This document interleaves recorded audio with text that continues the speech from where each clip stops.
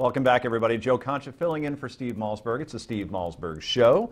Here with Rick Ungar of Forbes Magazine. Thank you, sir, for being here. Always a pleasure. And Republican strategist Ron Christie joins us via, is it a landline? Do people still have landlines, Ron, or is that an actual cell phone? No, Joe, this is actually Skype. So, see, I'm trying to do my bit for being Ron is way too hip for a landline. Come Okay, on, very, very good, very good. So, guys, we were talking in the last block about Obamacare and obviously the issues that's going to bring the challenges for Democrats in 2014, which we're now in. I'm so used to saying in 2014. We're actually now here in the midterms in November.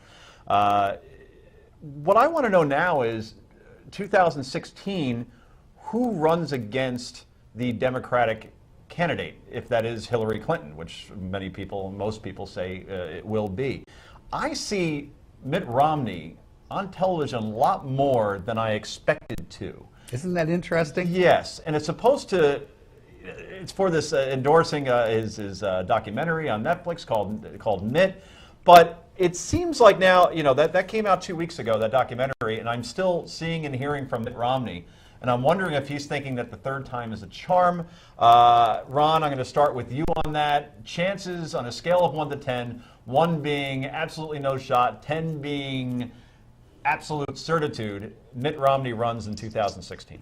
Joe, I give it about a 2. I've known the governor pretty well over the years. I was one of his debate coaches in his first cycle out, and he means what he says. And I think that he really had a great run. He had a great opportunity to run for the nomination twice and to secure it the last go around. But I don't think he wants to do it again. I just don't. I don't see it. I don't see a draft Mitt Romney campaign working. I just don't believe that he would put himself and his family through the terrible, arduous ordeal of running for president again. I just don't see it.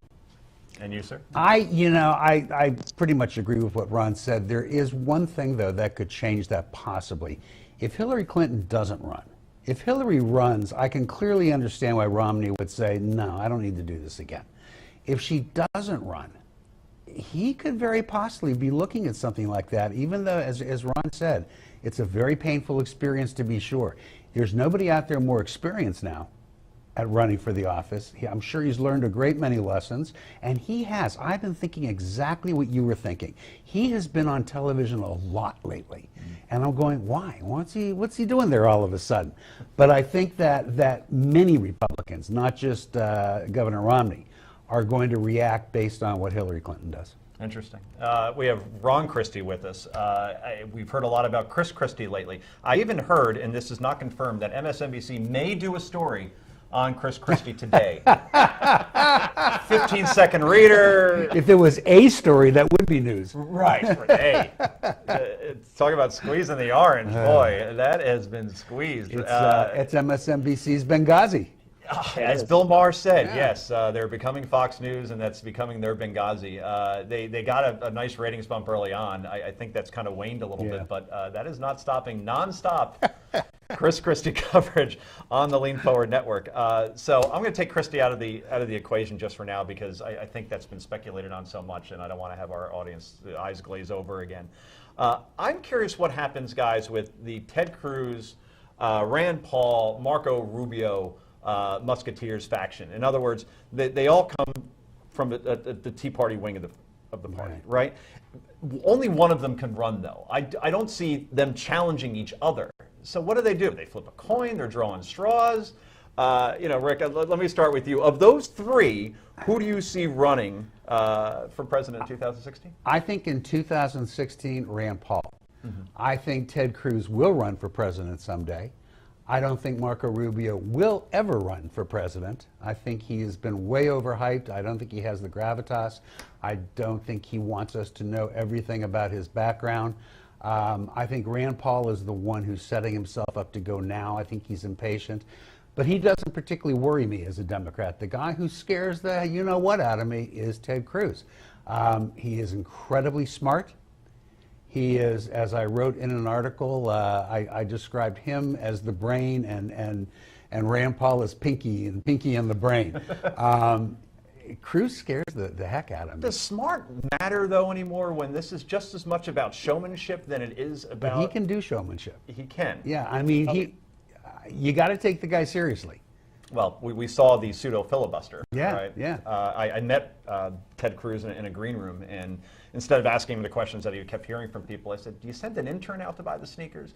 Did you pick them out yourself? What went in that thought process?" And he looked at me like, "Who are you? Who are you?" Who are you?" But it was relevant because when Rand Paul did his filibuster, the shoes is what did him in. A little bit of gossip. A friend of mine who will remain nameless had dinner with Ted Cruz and a few other people and said that Cruz is actually hysterical, that he's a funny guy. Would you have imagined that? Ron, have you been out for him?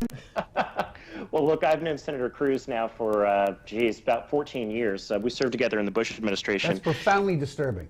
I hate when these things happen, Rick. But I tell you what, I hate to keep saying that Rick Ungar is right, ladies and gentlemen, but he is. This is scaring me now. It is scary. You've got to buy I tell you what, he is the one I would keep my eye on. He is extraordinarily intelligent.